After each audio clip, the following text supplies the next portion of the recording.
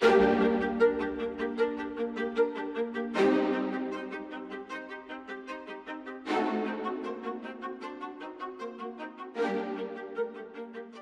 Lego-like communities, built for retirees, are marketed as independent, safe and fun. It's an industry worth billions of dollars. They're spruiked as a cheaper option for housing, but as affordable as they appear on the way in. On the way out, they can be a financial disaster. Living in a retirement village has been fantastic. We have a lot of laughs. Behind the idyllic facade and marketing jingles lurks a darker underside. But it's like robbery. A form of corporatised elder abuse. I can't believe my mother's lost all her life savings. When Lynette Anderson's mother suffered a series of strokes, it was time to sell the home at a Living Choice retirement village, which had cost her $564,000 in 2015. How did you feel when you saw that bottom line figure that you're likely to get? I felt sick. I had to read through it more than once. I got my husband to read through it. I emailed it to my brother and said, can this possibly be right? Retirement villages charge residents a string of fees when they leave. Some can be so big they can eat up a lifetime of savings. What will you end up with? $256, I think, $1,000, that's all. So it's gone backwards? It's gone backwards by a long way, yes. One of the charges is an exit fee paid by residents when they sell. Lynette's mother Ruth is expected to pay an exit fee of $245,000. But there's more. Most contracts also include a refurbishment fee to prepare the property for sale. In Ruth's case, the fee was huge. $167,000. That's the cost? That's what they're going to take out of Mum's money, yes. But it's a scary figure. It's an astronomical figure, actually. Lynette and her mother were given an exhaustive list of items that needed to be done. What state was the house in? One careful lady living there for 9 years. I might have replaced a few things like the door handles in her kitchen. They've gutted the place. This was despite a condition report completed by Living Choice, which found most of the home was in a reasonable or fair state. New plaster, tiles and carpet. The bathrooms and kitchen were completely overhauled, even door hinges replaced. And more than $1,000 for a final clean. Double the price of quotes we received for cleaning. We got vastly cheaper prices for other items. And apparently I'm getting off lightly because some people have had to pay more. How would you describe it financially? A disaster. When you buy a home, you don't expect to lose half your money. 730 can reveal Living Choice is also a builder. It provided the quote, and it will be paid to do the renovations on Lynette's mother's home. In a statement, Living Choice told us residents are made aware of the costs when entering and leaving. It said it recommends legal advice, and it said a retirement village is not an investment, it's a lifestyle, and new residents are provided a clean, comfortable property. It said construction costs had increased since COVID, but residents can use their own builders if they wish. I've been looking at the retirement housing sector for almost a decade, investigating companies around the country. We've obtained dozens of contracts covering big and small retirement villages, spoken to residents and their families, staff, experts and lobbyists. And we've found some harrowing stories of financial loss from some of our most vulnerable citizens. The setup is designed to milk as much out of the people who go in there. Michael McNamara's sister Helen worked hard all her life helping people as a nun, then an educator in disadvantaged communities. She's always been a really generous person, and her first priority always seemed to be what somebody else needs. In 2020, she moved into Torrens Grove Retirement Village in Adelaide, which is owned by Retire Australia. But in 2022, she was diagnosed with dementia and left this year. We found the contract as we were clearing out her unit and moving belongings and things, and it's the first time I'd actually cited the contract. At first, this thing is a monster. It's about 70 odd pages long. The contract included an exit fee of 35% after just 3 years. How it's calculated is shown here in the contract. When he got the invoice, it worked out to be almost $130,000. There was this algebraic formula. My first response was, how does a 70-plus-year-old person make sense of this? Did she make sense of it? Notes from her GP show Helen was suffering from cognitive decline 2 years before she moved into the village. Helen's place finally sold last month. She ended up with $236,000 from her original $365,000 investment. Absolutely disgusted and really disappointed for this outcome from Helen's point of view, because she's had to go into an aged care system that costs nearly $500,000 just to get into in a not-for-profit. There's going to be some bridging finance that's got to go on there from her pension. And it's just grossly unfair. Retire Australia apologised that its explanation of the exit fee didn't meet the expectations of Helen's family. It said it clearly outlines how the fees are calculated in its marketing and sales material. It said Helen's $365,000 ingoing contribution was more than 30% less than the local median house price. It said when she moved into the village, she was articulate and asked questions about the purchase and process. Dr. Tim King isn't surprised. The retired actuary built a calculator with Macquarie University to help retirees compare different retirement village contracts. And what did you find? The contracts are very complicated. People don't really understand what they're signing up for. When do the real costs become apparent? They usually become apparent at the end of the life of the deal, when the person exits from the village. You've described them previously as a cunningly disguised rip-off. Yes. Do you stand by that? Yes, I do. Dr. King has studied hundreds of contracts and spoken to many residents and says most of them go backwards financially when they finally sell. The amount they get back is really minuscule compared to what they put in at the beginning, generally speaking. Retirement villages are one of the only property types where people lose money. The losses are even starker when we compare them to the median price of a home in the same suburb. It's not just a financial hit. People can literally lose some of their rights with these contracts. Some operators can decide what pets you can have, how long your visitors can stay, and even request medical examinations and evict those deemed to need extra care. Most people have a wonderful, positive, uplifting experience in a retirement village. Daniel Gannon is the head of the Retirement Living Council, which is part of the powerful Property Council. He represents owners and operators of retirement villages. What we know is that compared to people not living in a retirement village, there are some wonderful health and happiness benefits that can be generated. Research now shows that compared to people not living in retirement villages, people can be 41% happier, 15% more physically active. It's called independent living. That's what the marketing is. Some of the contracts are very restrictive. Does that sound like independent living?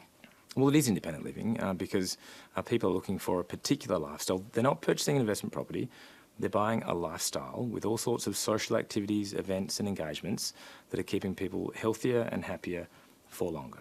Do you think the contracts are simple enough? We want simpler contracts. For a long time there's been too much confusion, too much complexity in these contracts. They have reduced in size over the last 5 to 7 years. Some operators have reduced their contract sizes by up to 30%. There is still way too much complexity in these contracts. Because the people we've spoken to, they may be happy while they're living there, but they get a shock when they're leaving. I wanted to show you one contract, which is a member, and it's also signed up to the Code of Conduct. Just have a look at the exit fee. It's an algebraic formula for an exit fee. Yes. That doesn't look like a simple contract. Our advice to prospective residents of retirement villages is always to obtain independent financial and legal advice. We Do don't you want think anyone. that is acceptable in a contract Look, for anyone? Like with any big life decision, any big purchase, it is always advisable to get independent advice to make sure that you understand any financial obligations. So you think that you're we can signing up put to. algebraic formulas into contracts, and as long as people try and find independent financial advice, that's okay? As an industry, we want simpler contracts. We don't want consumer-unfriendly contracts. Do you think that's consumer-friendly? We don't want things that people can't understand. Do you think it's consumer-friendly? That is quite a complex component of that contract, absolutely. And what we are calling for right around the country with every state and territory government is for simpler contracts. We don't want dissatisfied customers. We don't want unhappy people. We don't want confusion at any time of this process. So if there's any way that we can simplify and further simplify contracts to make sure that everybody understands what they're signing up for, that is a circumstance that we want. Retirement villages have a voluntary code of conduct.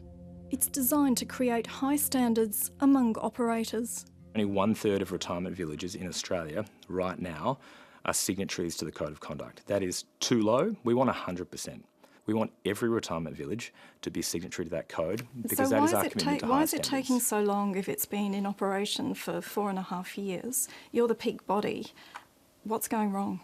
Look, what I can influence... Because it's a very weak code, it's voluntary, you haven't got a lot of take-up, and you've got no breaches, and if someone does get breached, there's no financial penalties. We want to see 100% of villages around Australia I understand that, signed up to the Code of Conduct. But what are you doing to get that? We are working with operators right across the country to make sure that they understand what our commitment looks like to higher standards and improved and increased professional standards. Independent federal MP Rebecca Sharkey represents the oldest electorate in South Australia. Her inbox is full of complaints about bullying, punitive fees and restrictive contracts at retirement villages. Financial aspect of it is a huge price to pay, where people effectively can only buy into it once because you lose, in many cases, up to half of what you've put in a very short period of time. So many people have said to me that they feel very trapped. The contract that they signed was not what they thought it was, and that they feel that they're getting quite an unfair deal, but have no way of remedying that. Do you think the state and federal governments need to step up? Absolutely, they need to step up. And in many cases, I see the retirement village contracts as a form of corporatised elder abuse. Last year, she tabled a motion in Parliament calling on the government to recognise retirement villages as a financial product, a move that would bring them under the watch of the corporate regulator ASIC.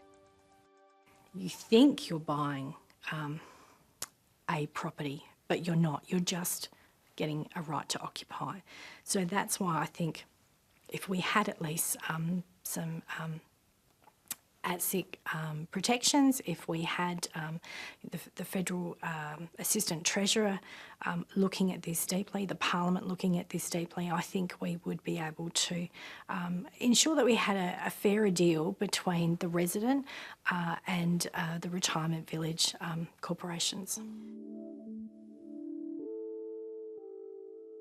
Colleen Green discovered her mother will be charged fees including an eye-watering 60% exit fee by Tranquil Waters in Queensland. And the bottom line is she's only going to get about 20% of her money back. It's left the family in a financial quagmire. She has my disabled brother living with her and we're stuck. The predicament we're in now is if we sell her place, we actually don't have very much money left over. Did she have any idea about the contract when she signed? I don't think so. I didn't understand it. It's not like a normal contract when you buy a house. This was just an absolute minefield. Her mother paid almost $384,000 to enter in 2013. And how much will she get on the way out? About $81,000. I was devastated. I just thought, how can this be possible? It means 89-year-old Joan won't have enough money to pay for a room in aged care. Which she will now go as a concessional, so the government will have to pay for her. And as I said, we're not sure what will happen with my brother, but we will try and work something out for him. I feel very, like I've been robbed, I suppose. Well, my name is down at a place down the coast. If you've got the money, you can go in any time, but I can't. I've got to wait for them to ring me. It's very sad that you can get to 89 and have lost your life savings. What's your reaction to that? It's pretty galling, really, isn't it? Clearly, this lovely lady that needs to go into aged care has nowhere to go. If that story doesn't make other legislators, state, federal, prick their ears and go, we have a problem here and we need to fix this, I don't know what would. I wish her case was unique in that sense, but I fear it's not. Tranquil Waters didn't respond to questions. Do you think it's fair they end up with $81,000 on the way out? We've gone through many, many contracts, we've spoken to a lot of people, and we can't find anyone who's financially better off on the way out. Look, we don't want any circumstances where expectations haven't been met. Certainly we don't Do you like think to people hear know about that? contract confusion. Do you think people are aware? Are they told crystal clear that when they go into a retirement village, they're going to be worse off when they come out?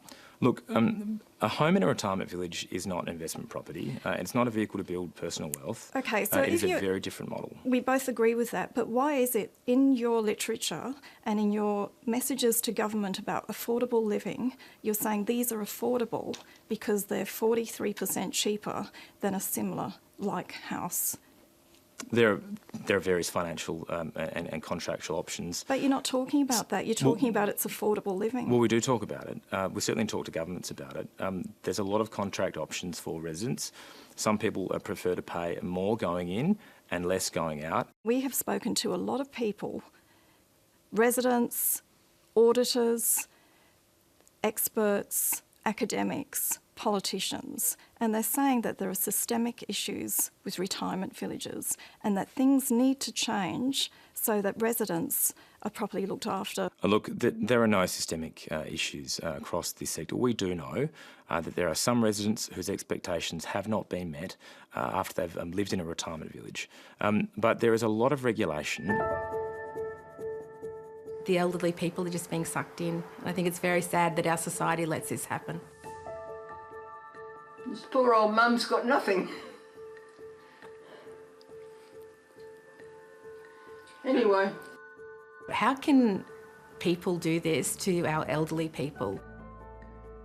Governments need to do better. They set up the regulations and the legislation.